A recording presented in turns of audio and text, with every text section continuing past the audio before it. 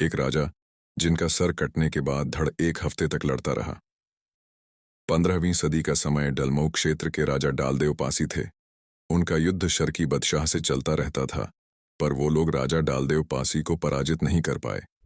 फिर छल से हराने की रणनीति बनाई। शत्रु को ये बात पता लग गया कि होली के दिन राजा के आधे से ज्यादा सैनिक छुट्टी पर होते हैं और किले के लोग होली में मदहोश होते हैं।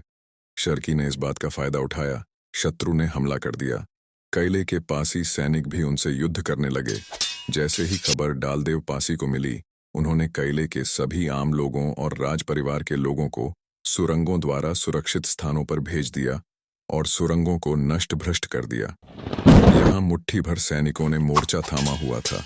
सभी को सुरक्षित स्थानों पर भेजकर राजा जी भी घोड़े पर सवार होकर रणभूमि में शत्रु से युद्ध करने लगे। राजा डालदेव पासी पर पीछे से सर पर वार किया गया। राजा जी का सर कटने के बाद भी धड़ शत्रु से लड़ रहा था।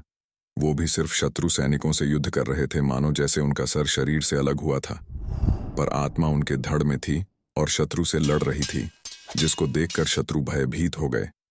एक हफ्ते तक राजा डालदेव पासी का सर कटने के बाद भी धड़ लड़ता रहा, जब तक शत्रु किले से बाहर ना भाग गए। आज भी डलमऊ क्षेत्र में होली एक हफ्ते बाद मनाई जाती है। वो इसलिए कि राजा डालदेव पासी का सर कटने के बाद भी धड़ एक हफ्ते तक लड़ता रहा। उस संघर्ष को सम्मान देने के लिए डलमऊ क्षेत्र के लोग होली एक हफ्ते बाद मनाते हैं। कहते हैं इसके बाद ये किला वीरान हो गया, पर उस घटना के बाद इस किले में कोई बस ना सका। इस बात के सबूत एविडेंस भी गजेटियर में लिखित हैं और स्थानीय लोगों के मौखिक सबूत हैं, और इस बात को अंग्रेजों ने भी लिखा है।